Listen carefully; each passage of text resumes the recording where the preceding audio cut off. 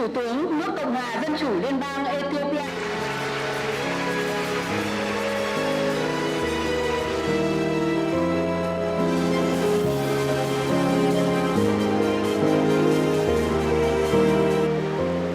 Your Excellency, Fana, Prime Minister of the Socialist Republic of Vietnam, Your Excellency, Tolan, General Secretary of the Communist Party of Vietnam, Your Excellency, Amina Mohammed, Deputy Secretary General of the United Nations, distinguished delegates, ladies and gentlemen, let me begin by extending my sincere appreciation to the government of the Socialist Republic of Vietnam for hosting the fourth P4G summit in this historic city of Hanoi. Prime Minister Pham Minh Chinh, I commend you for your distinguished leadership and Vietnamese continued commitment to our global partnership. While much has been said about the threats posed by climate change and underdevelopment, meaningful progress toward sustainable development and climate resilience remain limited.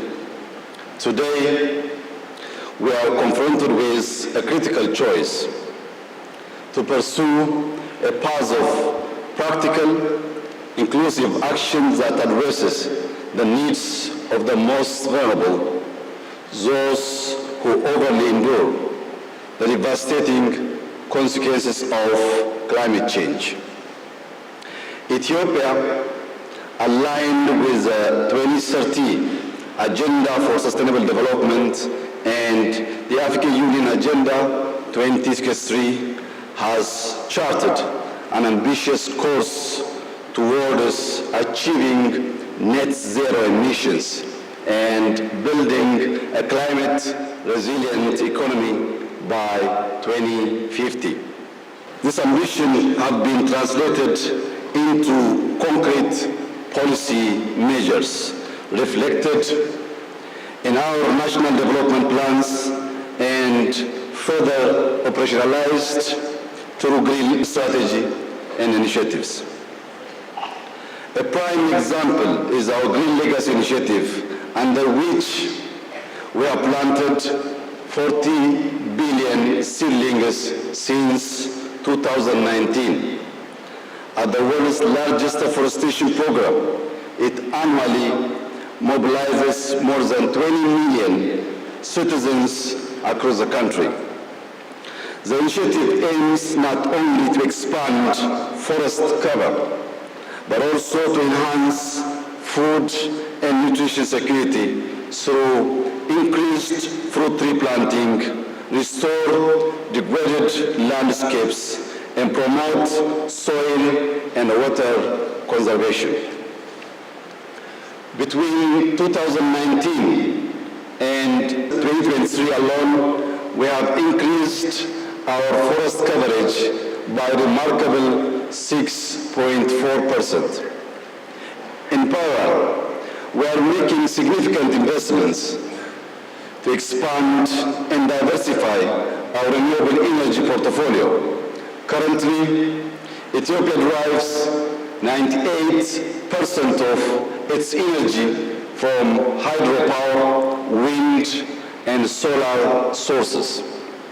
The Grand Ethiopian Renaissance Dam stands as a symbol of our commitment to sustainable development, delivering social, economic, and environmental benefits both nationally and across the region.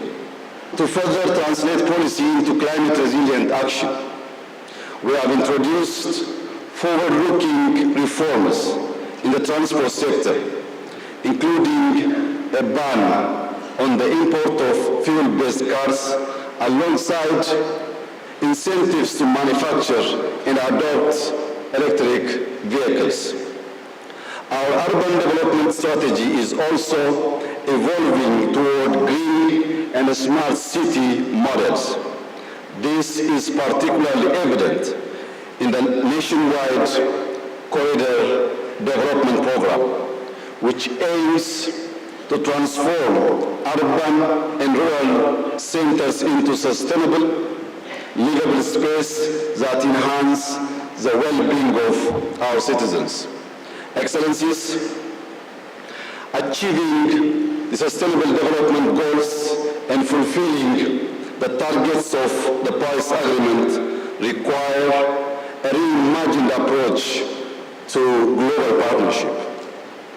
Now, more than ever, climate action must be matched with tangible, targeted support for countries most vulnerable to the harsh effects of climate change. In this light, I would like to point out the following 3 action points. First and foremost, we must recognize that adequate, predictable, and sustainable financial resources are the cornerstone of effective climate action. I reiterate Africa's call for 1.3 trillion USD under the new collective quantified goal on climate finance, an amount that represents only a baseline given developing countries' projected needs of nearly 6 trillion USD by 2030. Second, we must significantly scale up investment in energy development across Africa. The continent is home to the world's largest carbon sink and other vital forest ecosystems.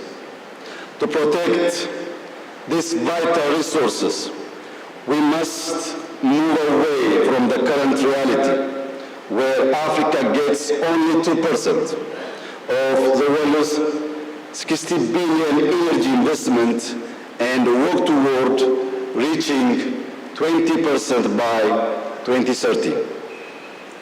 I urge all stakeholders to collaborate in providing the necessary financing and technology to support energy projects under Africa's development program by 2030.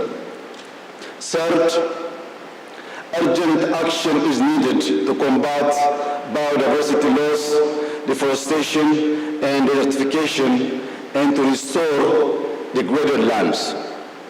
We must support local and indigenous conservation efforts, such as the Green Legacy Initiative, by fulfilling financial commitments for biodiversity in developing countries and establishing fair benefit-sharing mechanism. These programs should also promote alternative livelihoods and enhance agricultural productivity. Finally, I reiterate Ethiopia's commitment to collective action on climate and sustainable development. I also urge P4G members to prioritize cross-regional coordination and address any leadership gaps in climate action. We must set ambitious goals for the 30th COP in Brazil. Let me take this opportunity to commend all members and partners for their shared commitment over the past 7 years. I thank you.